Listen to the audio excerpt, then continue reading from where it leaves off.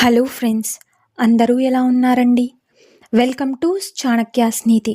ఆచార్య చాణక్యుడి జీవితంలో జరిగే ప్రతి విషయానికి సంబంధించిన ముఖ్యమైన అంశాలను తన నీతి శాస్త్రంలో ప్రస్తావించాడు.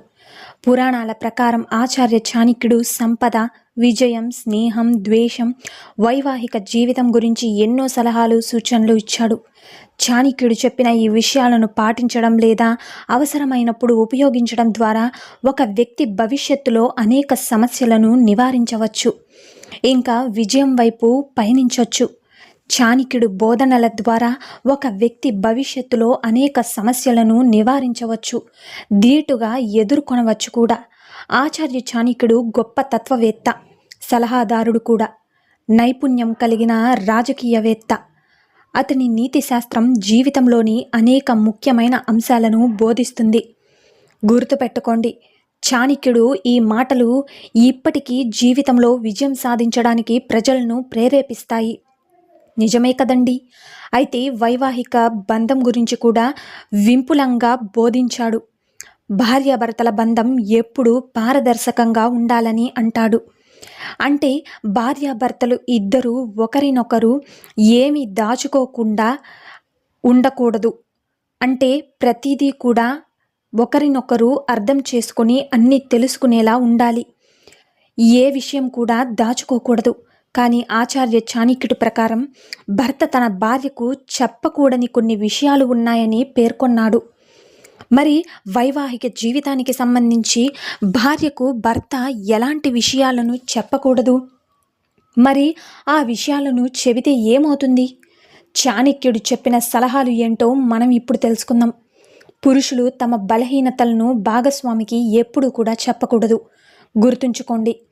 ఎందుకు అంటే వారు మీ బలహీనతలను మీకు వ్యతిరేకంగా వాళ్ళకి ఆయుధంగా ఉపయోగించవచ్చు. కొన్ని సందర్భాల్లో బలహీనతలను గురించి ప్రస్తావించి మనోవేదనకు గురి చేసే అవకాశం ఉంది. జాగ్రత్తగా ఉండండి. అవమానం గురించి భర్త భార్యకు ఎప్పుడూ కూడా చెప్పకూడదు. ఎందుకు అంటే భవిష్యత్తులో వారు దానిని దృష్టిలో ఉంచుకుని మీకు అవమానాన్ని పునరావృతం చేస్తారు. నిజమే కదండి? మళ్ళీ అవమానం ఎదురవుతుంది. దాన ధర్మాలు ఎప్పుడూ కూడా గోప్యంగా ఉండాలి. కుడి చేతితో ఇస్తే ఎడమ చేతికి కూడా తెలియకూడదనే సామెత. అదేవిధంగా భర్త దాన ధర్మాల గురించి భార్యకు అస్సలు చెప్పకూడదు. ఎందుకు అంటే అది మీ ఇద్దరి మధ్య ఆర్థిక వివాదం, ఘర్షణకు దారితీస్తుంది. మీరు ఎంత సంపాదిస్తారో, ఎంత చెల్లిస్తారో మీ భార్యకు తెలియకూడదు. ఎందుకు అంటే వారు మీ ఖర్చులను నియంత్రించే అవకాశం ఉంది. దీంతో అవసరమైన మేరకు ఖర్చు చేయడం చాలా కష్టం. అయితే అవుతుందంటూ చాణక్యుడు అయితే చెప్పడం జరిగింది. కాబట్టి ఈ విషయాలన్నీ కూడా మీరు ఎట్టి పరిస్థితుల్లోనూ మీ భార్యకు చెప్పకూడదు. ఇలా చెబితే ఖచ్చితంగా ఇద్దరి మధ్య వైవాహిక జీవితంలో ఇబ్బందులు ఎదుర్కోవాల్సి వస్తుంది అని ఖచ్చితంగా చాణక్యుడు చెప్పడం జరిగింది. సో మీరు దీని గురించి ఏమనుకుంటున్నారన్నది కామెంట్ సెక్షన్లో అయితే తెలియజేయండి. చూశారు కదండి ఇవాల్టి వీడియో. ఈ వీడియో మీకు నచ్చిందని అనుకుంటున్నాను.